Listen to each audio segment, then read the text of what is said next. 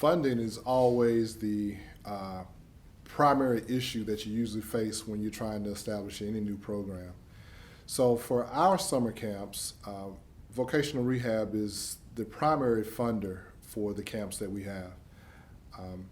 With our WIOA law, Workforce Innovations and Opportunities Act, VR is mandated to spend 15% of their overall budget toward serving youth, transition age youth. And so that gives VR a huge incentive to kind of direct some of these funds toward activities like summer camps and other initiatives like that. The Government Accountability Office, GAO, came out with a report that stated that there's only a small percentage of states that are using that 15%.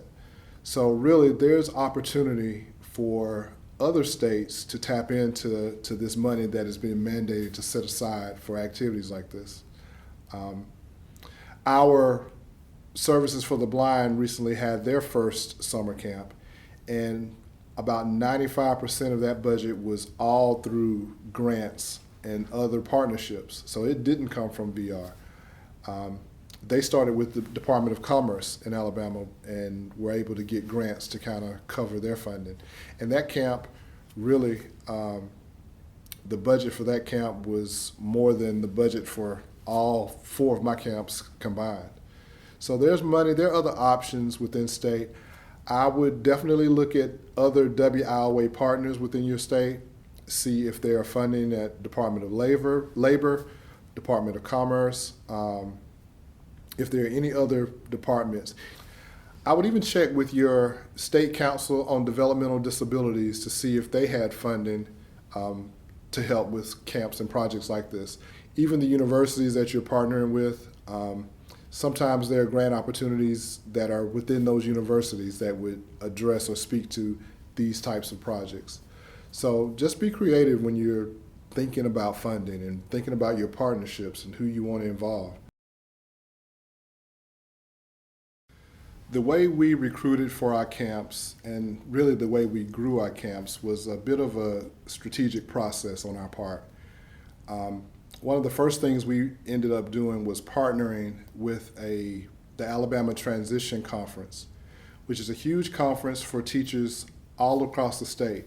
Participation is usually between 700 and 900 people.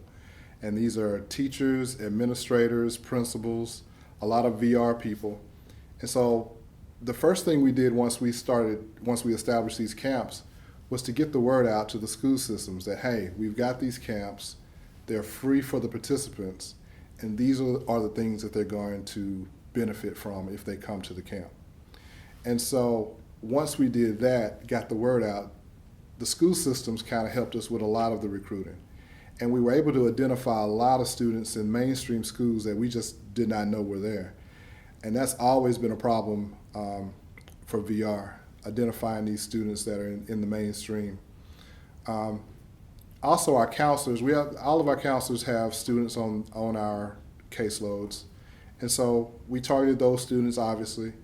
We have a great relationship with the Alabama School for the Deaf. And so working with them in partnership to get as many students from ASD to come has just been a great benefit to our camps.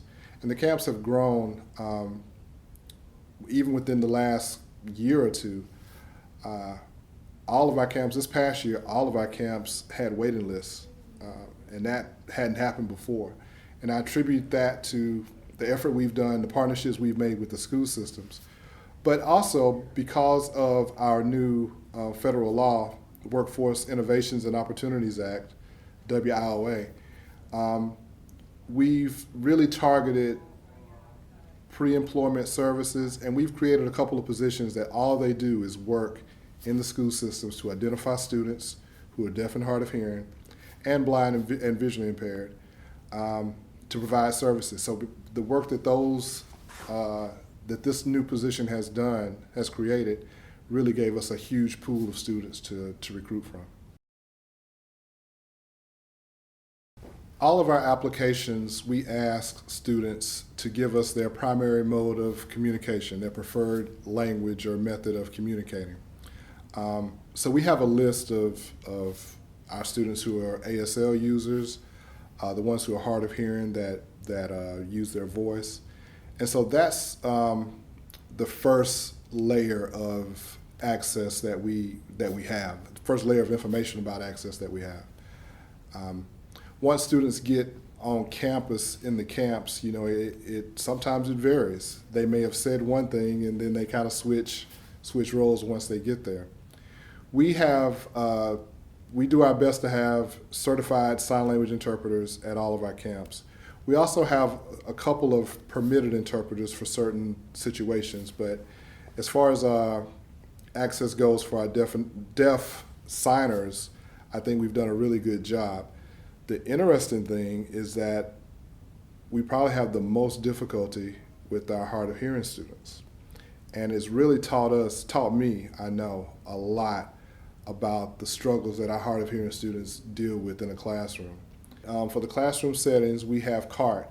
And for most of our students, really, that's the first time they've ever seen CART.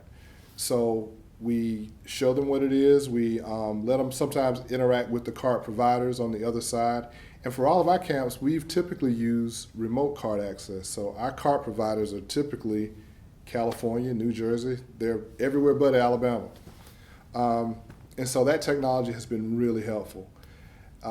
It also allows for us to have CART printouts that students can kind of see that. And then we explain to them, especially the ones in college prep, we'll explain to them how they can use this for their notes, almost as good as a note taker. Now, it does produce a huge amount of paper that they'd have to go through, so they may or may not choose to use that for notes as opposed to a note taker, but it at least gives them that experience so they know that before they get to college. Interesting story, our first camp that was career exploration, this was probably in 2015. We set it up and we're working with the younger population of students. It was our first camp, we only had about 9 students. And the students came in and even though we had information, some said that they signed, but when they all got there, they were pretty much all hard of hearing.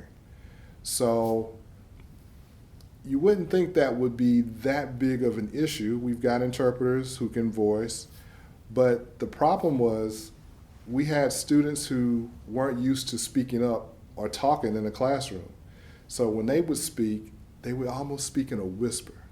So other students couldn't hear them. The interpreters couldn't hear them to even sign the information.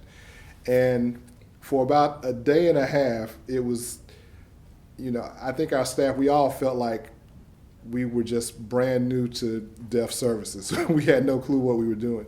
Fortunately, we had several educators who I had invited for the week, and they helped us kind of rearrange the classroom structure to make it easier for students to communicate with each other.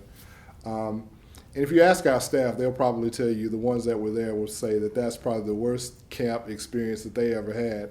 For me, I thought it was the best. It was the best learning experience because we learned exactly what we needed to do, how to improve communication access for all of our students across the board. And I think since then we've done a much better job of making sure that, having interpreters, but also setting up classrooms and settings in such a way that communication is more easily facilitated. I would ask states to, be patient with the process. There are going to be problems. There are going to be ups and downs.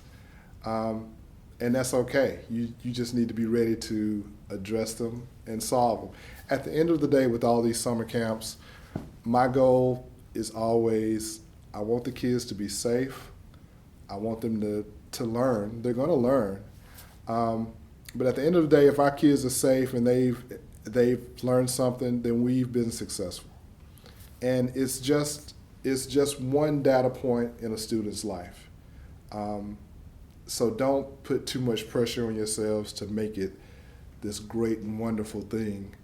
There are going to be so many other opportunities for students to learn. This is just your opportunity to share whatever wisdom and advice that you're going to have based on the direction of your camp. So enjoy it, build partnerships, keep the students safe, and watch them learn and grow.